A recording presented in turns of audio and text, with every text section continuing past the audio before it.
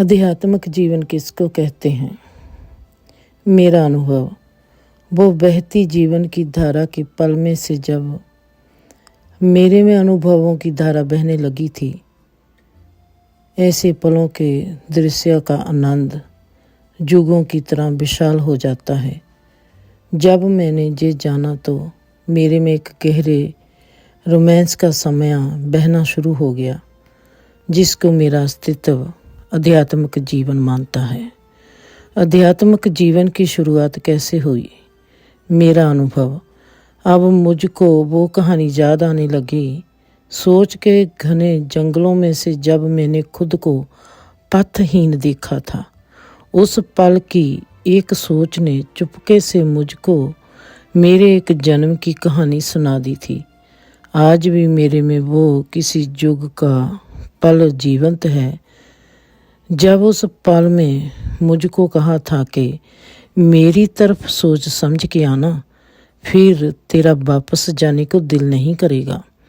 और उस पल में खिली हुई मुस्कान ने मुझको ये समझ दे दी थी कि ऐसे ही वक्त में ऐसे ही पल व्यक्ति को युग की यात्रा करवा देता है। उस अद्भुत पल ने मेरी ये आध्यात्मिक यात्रा की शुरुआत करवाई और मुझको बताया कि पथहीन ये रातहीन जो यात्रा है ये कभी भी ख़त्म नहीं होगी।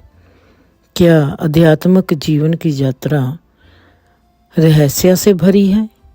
मेरा अनुभव, मैंने सदा ही जीवन की हर पल को और हर चीज़ को रहस्य ही समझा है और माना है।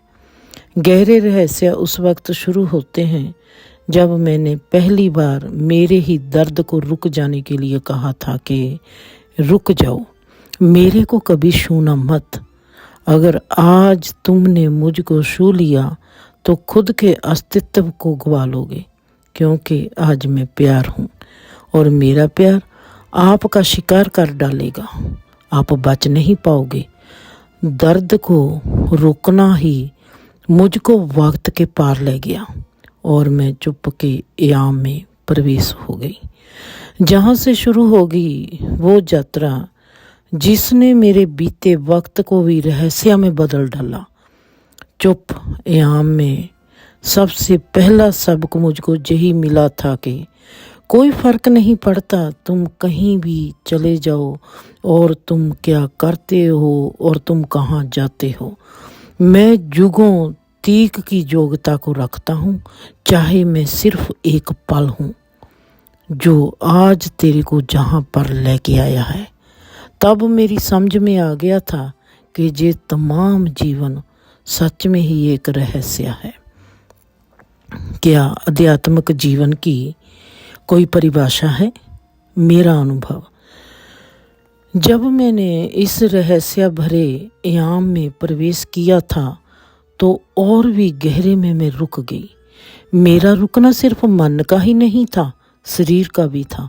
मेरा ये रुकना सिर्फ बुद्धि का नहीं था, आत्मा का भी था, क्योंकि मैं एक ऐसे डिमेंशन में प्रवेश हो गई थी जिसकी पहली समझ यही थी कि हर चीज़ इस जीवन की गहरी रहस्य है और ये यात्रा कभी ना ख़त्म होने वाली है और ये यात्रा मौत के बाद भी चलती रहती है। मेरे रुकने से मैंने इस आध्यात्मिक जीवन को ऐसे ही समझा था कि 4 आयाम का रुक जाना, प्लस जब सिर्फ ऊर्जा बहती है, प्लस व्यक्ति हवा की तरह हल्का होता है और खालीपन के एहसास से भरा हुआ होता है और सब कुछ उसके भीतर से ही बाहर की ओर बहता है। तब ये होता है आध्यात्मिक जीवन। आध्यात्मिक जीवन और धार्मिक जीवन में क्या फ़र्क है? धार्मिक जीवन में व्यक्ति स्वयं रूप को जानता है और समझ लेता है, जिसके कारण व्यक्ति डर से मुक्त, दुख से मुक्त, सभी बंधनों से मुक्त और प्रचार से मुक्ति पा लेता है। स्वयं के बोध को ही असल में धार्मिक जीवन मानती हूँ, जिससे व्यक्ति खुद में ठहर जाता है, तब होती है शुरू आध्यात्मिक जीवन की यात्रा।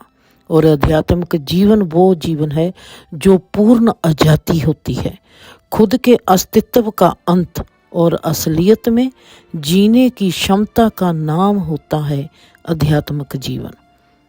ब्रह्म ज्ञान की यात्रा आध्यात्मिक जीवन से ही शुरू होती है, उससे पहले कभी भी नहीं। आध्यात्मिक जीवन की महिमा क्या है? आध्यात्मिक जीवन की समझ में,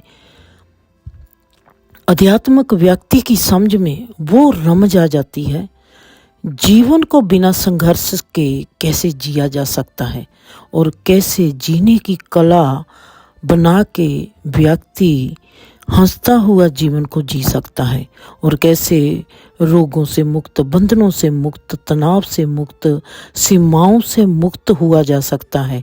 सबसे गहरा रहस्य वो जान जे लेता है कि कैसे ब्रह्मांड का कानून काम करता है। क्योंकि आज मैं भी जानती हूँ कि खुद से भी पार होके जीना कितना सुंदर और अद्भुत होता है, जहाँ पर खुद की बर्बादी भी खूबसूरती के लिबास में सजी हुई होती है। क्योंकि जीवन की हर घटना की रमज कैसे चलती है, और उसको समझ जाना ही आध्यात्मिक जीवन की शुरुआत होती है।